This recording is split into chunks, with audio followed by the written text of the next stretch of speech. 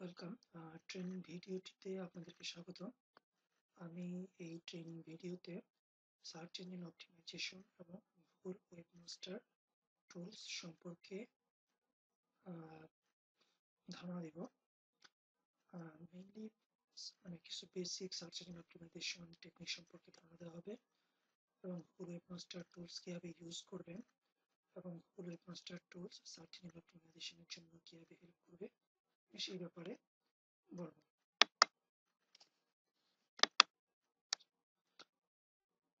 এখানে আসলে কিছু বেসিক সার্চ ইঞ্জিন অপটিমাইজেশন সম্পর্কে ধারণা দেওয়া হবে। এখানে জাস্ট টপিকস করে দেওয়া হচ্ছে, যদিও বেসিক ইনফরমেশন কিন্তু আসলে ইউজফুল এবং সেগুলো তো প্র্যাকটিক্যালি আপনার জন্য ডেফিনেটলি কিছু রেজাল্ট প্রডিউস করবে। তারপর গুগল ওয়েবমাস্টার টুল সম্পর্কে কিছু বলবো এবং সেটা কিভাবে আপনার সার্চ ইঞ্জিন অপটিমাইজেশনে হেল্প করবে সেই সম্পর্কেও বলবো। তারপর আপনি কিছু রিসোর্সের দিকে পয়েন্ট আউট করবো যেগুলো হয়তো আপনাকে সার্চ ইঞ্জিন অপটিমাইজেশনে হেল্প করবে এবং আমি কিছু প্র্যাকটিক্যাল ডেমনস্ট্রেশন করবো সার্চ ইঞ্জিন অপটিমাইজেশন এবং গুগল ওয়েবমাস্টার টুলস এর উপর। জাস্ট দেখাবো যে টপিকস গুলো আপনাকে কিভাবে হেল্প করতে পারে। আমি এক্সাম্পল হিসাবে SLearningschool.com এই ওয়েবসাইটটি ইউজ করব এবং এখানে কিভাবে সার্চ ইঞ্জিন অপটিমাইজেশন করা হয়েছে এবং কিভাবে গুগল ওয়েবমাস্টার টুলস ইউজ করা হয়েছে এবং করসপন্ডিং কি আউটপুট বা কি রেজাল্ট আমরা পাইছি in terms of search engine optimization সে সম্পর্কে বলবো। আচ্ছা, প্রথমে আসেন সার্চ ইঞ্জিন অপটিমাইজেশন রিসোর্স এর দিকে পয়েন্ট আউট করা যায়। তো কিছুক্ষণ আগে যে ওয়েবসাইটটা আপনাদেরকে বলা হলো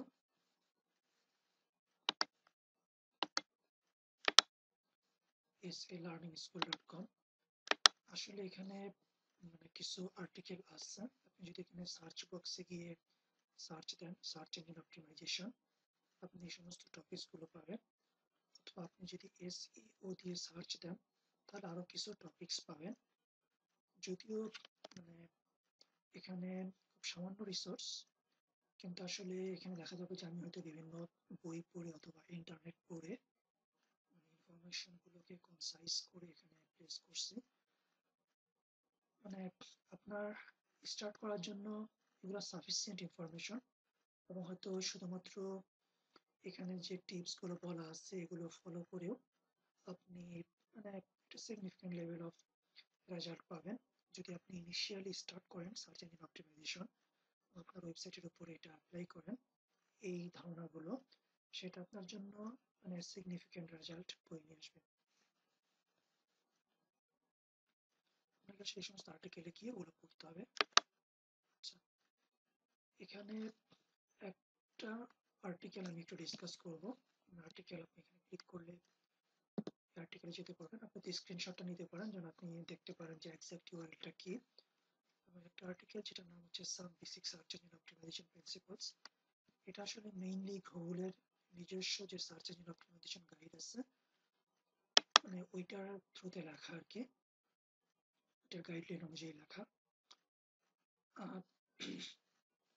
যেখানে কিছু বেসিক টিপস বা বেসিক রুলস দেওয়া আছে।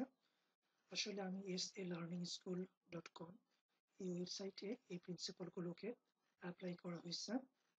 এখানকার মেজর টপিকস গুলোকে এখানে অ্যাপ্লাই করা হয়েছে এবং আমি হয়তো কিছুটা রেজাল্ট পাইছি, হয়তো 3 শর্ট পিরিয়ড হয়, একটা স্বল্প সময়ের মধ্যেই হয়তো এগুলো আমাদের জন্য খুব ভালো রেজাল্ট নিয়ে আসছে। আচ্ছা, এখানে আপনি দেখেন যে আপনার ওয়েবসাইটে প্রত্যেকটা ওয়েবসাইটে আপনি একটা টাইটেল দিবেন, মিনিংফুল টাইটেল, যেটা হয়তো রিলিভেন্ট টাইটেল। আর চেষ্টা করবেন যে প্রত্যেকটা ওয়েব পেজের জন্য যেন ডিফারেন্ট টাইটেল থাকে, এরকম যেন না হয় ওয়েবসাইটের মেইন পেজ এবং সবগুলো পেজে আপনি সেম টাইটেল ইউজ করতেছেন। যদি আপনার ওয়েবসাইটটা ডিনামিক্যালি জেনারেট হয় ওয়েব পেজগুলো, আপনি তো টাইটেলটাও ডিনামিক্যালি জেনারেট করতে পারেন। তারপর আপনার টাইটেলকে আপনি কিওয়ার্ড রিচ করতে পারেন এবং মিনিংফুল করতে পারেন এবং আপনার টাইটেলটা আপনার পেজের কন্টেন্টকে অ্যাকুরেটলি ডিপিক্ট করতে হবে। সেটার ডান দিকে কিছুটা কেটে গেছে, আসলে ইন্টেনশনালি কাটা হয়েছে। I know that it will be cut. আচ্ছা, তারপর আপনার ওয়েব পেজগুলোতে আপনি মেটা ট্যাগ ইউজ করবেন, কন্টেন্ট, ডেসক্রিপশন, কিওয়ার্ড এগুলো ইউজ করুন আপনার ওয়েবসাইটকে সার্চ ইঞ্জিন ফ্রেন্ডলি করার জন্য। অবশ্য সব সার্চ ইঞ্জিন আপনাকে আপনার মেটাটাকে গুরুত্ব দেয় না। কিছু সার্চ ইঞ্জিন মেটাটাকে খুবই গুরুত্ব দিয়ে থাকে, অন্য সার্চ ইঞ্জিন হয়তো এটা কতটা গুরুত্ব দেয় না। তো আমি কিছুক্ষণ আগে আপনাদেরকে যে টপিকসগুলো দেখালাম, মানে আমার SALearningschool.com এ সার্চ ইঞ্জিন অপটিমাইজেশনের যে টপিকসগুলো আছে, ওখানে হয়তো কোনো না কোনো আর্টিকেলের মধ্যে বলা আছে যে আপনার, তো এটা হইতে পারে সম্ভবত এই আর্টিকেলের মধ্যে বলা আছে যে আপনার কোন সার্চ ইঞ্জিন মেটাটাকে গুরুত্ব দেয় এবং কোন সার্চ ইঞ্জিন মেটাটাকে গুরুত্ব দেয় না। সো আপনি যদি ওটা জানেন তাহলে হয়তো ওটার উপর বেস করে আপনি এই রোলটা অ্যাপ্লাই করতে পারেন। তারপর আপনাকে আপনার ওয়েবসাইটের একটা মানে মিনিংফুল ডিরেক্টরি স্ট্রাকচার ইউজ করতে হবে। হয়তো আপনার ফোল্ডার নেম যেটা আছে সেটা মিনিংফুল হইতে হবে, অথবা ফোল্ডার যে হিয়ারার্কি যেটা আছে সেটাও হয়তো মিনিংফুল, হয়তো মেক সেন্স করতে হবে। আবার জিনিসটা আপনার ইউআরএল স্ট্রাকচার যেটা আছে এটাও হয়তো মিনিংফুল হইতে হবে। আপনি হয়তো একটা লং ইউআরএল আছে যেখানে হয়তো বিভিন্ন ডিরেক্টরি ফাইলের নাম আছে, তো যদি ইউজার একটা পার্ট ডিলিট করে ফেলে ইউআরএল থেকে, হয়তো স্টিল আপনার ইউআরএলটা ইউজেবল হবে, হয়তো এটা কোনো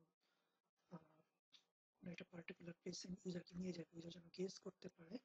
তো এটা হয়তো আপনার সিকিউরিটি থ্রেট হইতে পারে ডিপেন্ডিং অন দ্য সিচুয়েশন, কিন্তু এটা আপনি করতে পারেন। আচ্ছা, ওকে।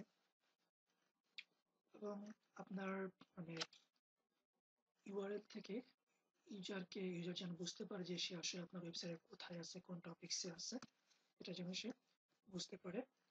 তারপর আপনার যে কোনো ওয়েব পেজের জন্য আপনি মানে ইন্টারনেটের থ্রুতে, মানে একটা ইউআরএল এর থ্রুতে আসার সুযোগ দিবেন। এরকম হতে পারে যে আপনার মেইন ওয়েবসাইট এবং সাব ডিরেক্টরির থ্রুতে ওই লিঙ্কে যাওয়া যায়, ওই ওয়েব পেজে যাওয়া যায়, তখন একটা সাব ডোমেইনের থ্রুতে যাওয়া যায়। আবার আমরা হতে পারে যে কোনো একটা অ্যাড অন ডোমেইনের থ্রুতে পার্টিকুলার ওয়েব পেজে যাওয়া যায়। সিচুয়েশনটা যদি এরকম হয় তো আপনাকে এটাকে অ্যাভয়েড করার চেষ্টা করতে হবে। আপনি মনে করবেন যেন সার্চ ইঞ্জিন যেন আপনার একটা পার্টিকুলার ওয়েব পেজকে একটা মাত্র ইউআরএল এর থ্রুতে চিনে।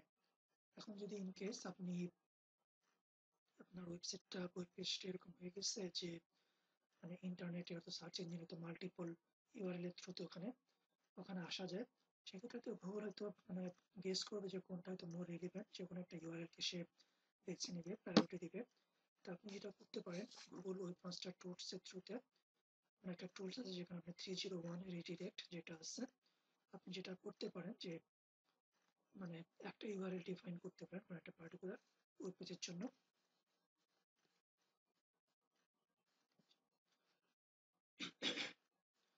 এবং আপনাকে নেভিগেশন, একটা ইজিয়ার নেভিগেশন দিতে হবে, easier navigation, easier site structure এবং ইজিয়ার ইউআরএল স্ট্রাকচার দিতে হবে। এটা তো আমি আগেও বললাম যে মানে ইউজার যদি গেস করে যে হয়তো মানে ইউআরএল এই পার্টটা রিমুভ করলেও তখন একটা পার্টিকুলার সিগনিফিক্যান্ট ওয়েব পেজে বা সেকশন এসে পৌঁছাবে, হয়তো তার এই ধারণাটা যেন মোরালেস অ্যাপ্রোপ্রিয়েট হয় আর কি। আপনার ওয়েবসাইট যে নেভিগেশন লিঙ্কগুলো থাকবে সেখানে আপনি অ্যাঙ্করটা ইউজ করবেন। মানে যদিও ইমেজ ইউজ করেন তাহলে যেটা করবেন যে অ্যাঙ্করটাকে টেক্সট ইউজ করতে হবে। আর ইমেজ ইউজ করলে যে সেখানে আপনাকে অবশ্যই অল্ট ট্যাগ ইউজ করতে হবে, অল্ট অ্যাট্রিবিউট ইউজ করতে হবে যেন সার্চ ইঞ্জিন ইমেজটাকে মিনিংফুল মনে করে। তারপর আপনি আপনার ওয়েবসাইট একটা স্ট্রাকচার সাইট ম্যাপ প্লেস করবেন। আপনি XML এবং HTML দুই ধরনের সাইট ম্যাপই রাখতে পারেন। তারপর হয়তো আপনাকে মিনিংফুল আপনার ওয়েবসাইটের কোনো একটা ওয়েব পেজ যদি পাওয়া না যায়, মানে আপনাকে একটা ওয়েবসাইটের কোনো একটা পেজে রিডিরেক্ট করতে পারেন যেখানে হয়তো একটা মিনিংফুল ইনফরমেশন থাকবে, অথবা আপনি হয়তো আপনার নেক্সট স্টেপ কোথায় হবে সেটা আপনি বলতে পারেন। এটাতে একটা বিষয় হেল্প করতে পারে যে সার্চ ইঞ্জিন যে ক্রলার যেটা আছে, হয়তো এটা ক্রলারকে স্টপ করবে না, ক্রলারকে হয়তো মানে প্রসিড করতে সাহায্য করবে। আর আরেকটা ব্যাপার যেটা আছে যে সার্চ ইঞ্জিন অবশ্যই প্রিফার করবে একটা ওয়েবসাইট যেখানে আপনি আপনার ভিজিটরদের জন্য, ইউজারদের জন্য ইউজফুল ইনফরমেশন এবং ইউজফুল সার্ভিস প্রোভাইড করছেন। মিনিংলেস ওয়েবসাইট যেটা আছে, মিনিংলেস ওয়েবসাইট হয়তো সার্চ ইঞ্জিনে অতটা টপ প্রায়োরিটি পাবে না। এবং আপনি আপনার কন্টেন্ট যেটা আছে এটাকে রেগুলারলি আপডেট করবেন এবং চেষ্টা করবেন যে ইউনিক কন্টেন্ট দেওয়ার জন্য এবং ইউনিক সার্ভিস দেওয়ার জন্য। আপনি যদি রেগুলারলি আপডেট না করেন, অনেক সার্চ ইঞ্জিন হয়তো আপনার ওয়েবসাইটকে অতটা প্রায়োরিটি দিবে না। এটাতে ডিপেন্ড করে, মানে কোনো ওয়েবসাইটে দেখা যায় যে মানে কন্টিনিউয়াস আপডেট যেটা আছে এটাকে খুবই গুরুত্ব দেয়। আমি সেটা এক্স্যাক্টলি মনে করতে পারতেছি না, হয়তো ইয়াহু অথবা এমএসএন এরা হয়তো এই টপিক্সটাতে অনেক বেশি গুরুত্ব দিয়ে থাকে। আর যেহেতু এটা গুগল ওয়েবমাস্টার গাইডলাইন থেকে নেওয়া হয়েছে, ডেফিনেটলি গুগল এটার উপর গুরুত্ব দেয়, আদারওয়াইজ তারা হয়তো এটাকে মেনশন করতো না। আর যেটা আছে যে description and meaningful anchor text use করবেন। কিছুক্ষণ আগে আমরা যেটা বললাম যে আপনি আপনার অ্যাঙ্কর ট্যাগে টেক্সট বেসড নেভিগেশন ইউজ করবেন, অ্যাঙ্কর ট্যাগ। আর এখন যে এটা বলা হচ্ছে যে আপনার অ্যাঙ্কর ট্যাগটা যেন মিনিংফুল হয়, মানে ইউজারের কাছে এবং সার্চ ইঞ্জিনের কাছেও। তো ইমেজ ফাইলের নাম যেটা আছে সেটা আপনি ডেসক্রিপটিভ নাম ইউজ করবেন, যেন ইমেজটার পারপাসটাকে বোঝা যায়। সেরকম ভাবে আপনার ওয়েব পেজের নাম যেগুলো আছে, ফাইলের নাম যেগুলো আছে, সেগুলো আপনি মানে ডেসক্রিপটিভ ইউজ করবেন,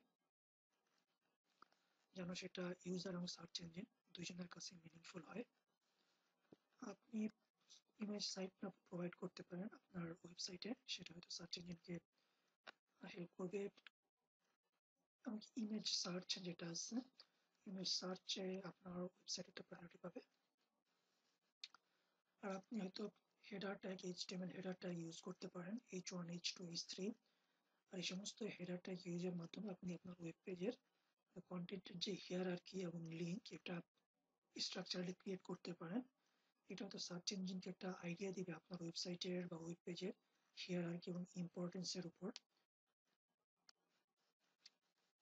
সেখানে সেটা বলা হচ্ছে আপনি কন্টেন্ট স্ট্রাকচার এবং কন্টেন্ট হিয়ারার্কি ডিফাইন করার জন্য এগুলোকে ইউজ করতে পারেন। আপনি এগুলোকে মানে প্রেজেন্টেশনের জন্য স্টাইল শিট ইউজ করতে পারেন, কিন্তু এগুলো আপনি আপনার মানে কন্টেন্ট স্ট্রাকচার ডিফাইন করার জন্য ইউজ করতে পারেন। আর আপনি আপনার ওয়েবসাইটে robots.txt ফাইলটা ইউজ করতে পারেন, মানে আপনি আপনার ওয়েবসাইটে কোথায় সার্চ ইঞ্জিনকে অ্যাক্সেস দিবেন, কোথায় অ্যাক্সেস দিবেন না। তো আপনি যদি চান যে আপনার ওয়েবসাইটে আমার কোনো ফাইল আছে যেটা আপনি পাবলিকলি এক্সপোজ করতে চান না, সেটাকে আপনি